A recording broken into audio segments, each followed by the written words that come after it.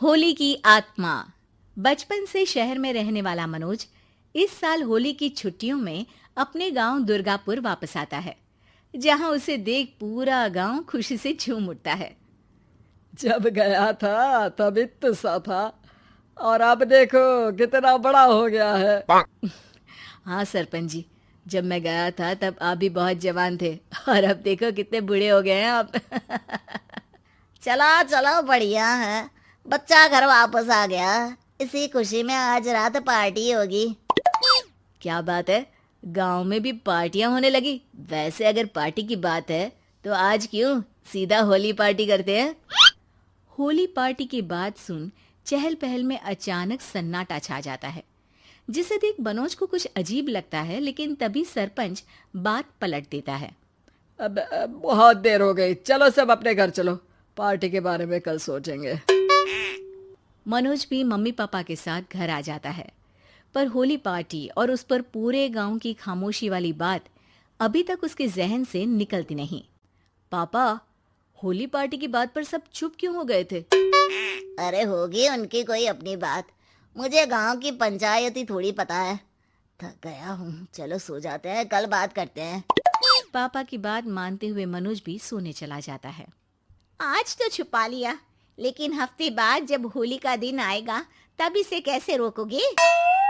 अगली सुबह सूरज के साथ ही मनोज भी गांव घूमने निकल जाता है, जिस पर रास्ते में उसे अपनी ही उम्र के कुछ लड़के भी मिलते हैं, जिनसे दोस्ती कर अब वो उनके साथ घूमने लगता है। इसी तरह कुछ दिन बीत जाते हैं और होली नजदीक आने लगती है।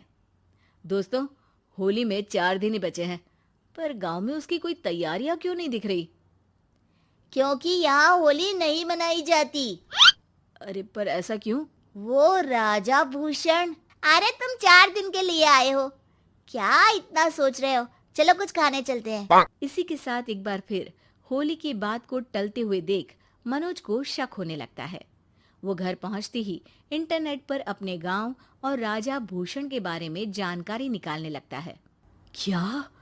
मुझे आज तक ये नहीं पता था। ऐसा कैसे? किसी ने मुझे कुछ बताया क्यों नहीं?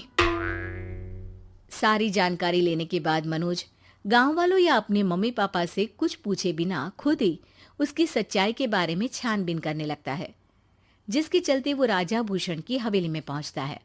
वाह, क्या हवेली है यार। पर क्या यहाँ सच में कोई भूत है? हेलो भूत जी, कोई है क्या? हम इस साल गांव में होली सेलिब्रेट कर रहे हैं, क्या आप उस पर थोड़ा इंटरव्यू देंगे? मनोज के ऐसा बोलते ही गांव में तूफान उठ जाता है और हवेली में रखी सारी चीजें हिलने लगती है। एक अदृश्य शक्ति मनोज को धक्का देकर हवेली से बाहर निकाल दरवाजा बंद कर लेती है। ये सब देख मनोज हैरान रह जाता है। क्या अभी मुझे हवा ने धक्का देकर बाहर निकाल दिया? मेरे होते हुए इस गांव में कभी होली नहीं मन सकती, इसलिए दोबारा ऐसी कोशिश भी मत करना, अंजाम बुरा होगा। आवाज सुन मनोज हैरानी से इधर उधर देखने लगता है, पर उसे कोई दिखाई नहीं देता। वो गांव वापस आ जाता है, जहां तूफान की वजह से सब कुछ तहस महस हो चुका होता है। आखिर ये तूफान आया कैसे? ना ऐसा कोई मौसम था और ना ही हमने होली का त्योहार मनाने की बात की थी। सरपंच की बात पर कोई रिएक्शन दिए बिना मनोज चुपचाप अपने घर चला जाता है। इस तरह देखते ही देखते होली का दिन भी आ जाता है और मनोज रंग लेकर गांव में निकल जाता है, लेकिन गांव पूरी तरह खाली होता है।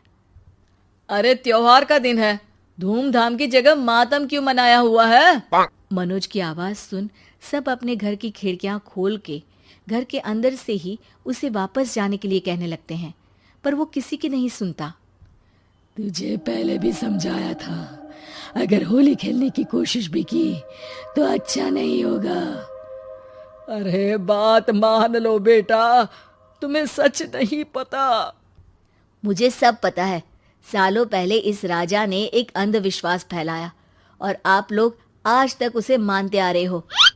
अरे बेटा, जब तुम पैदा भी नहीं हुए थे उससे भी बहुत पहले से इस गांव पर होली का श्राप है। अगर गांव में होली का त्योहार मनाया जाता है तो प्रलय आना पक्की बात होती है। राजा भूषण इस सब में नहीं मानते थे और त्योहार मनाने लगे, जिसके चलते होली वाले ही दिन पहले उनके बेटे की और फिर उनकी मृत्यु हो गई। तभी से गांव की रक्षा के लिए उनकी आत्मा उस हवेली में रह रही है। सबकी बातें सुन मनोज उलझन में पड़ जाता है। सोचना भी मत मनोज, अगर तुमने इस परंपरा को तोड़ने की कोशिश भी की तो उसका परिणाम इस गांव और गांव के लोगों के लिए अच्छा नहीं होगा। मुझे भी यकीन नहीं हो रहा कि आप लोग एक बेतुकी बात को मानकर सालों से रंगों के त्योहार को मातम की तरह मनाते आ रहे हो। मनोज किसी की कोई बात ना मानते हुए पूरे गांव में रंग बिखेर देता है, जिसके तुरंत बाद वहां तूफान के साथ बिजलियां गरजने लगती है। अचानक मौसम में ऐसा बदलाव देख जहां मनोज कंफ्यूजन में आ जाता है, वहीं गांव वाले डर से सहम जाते हैं।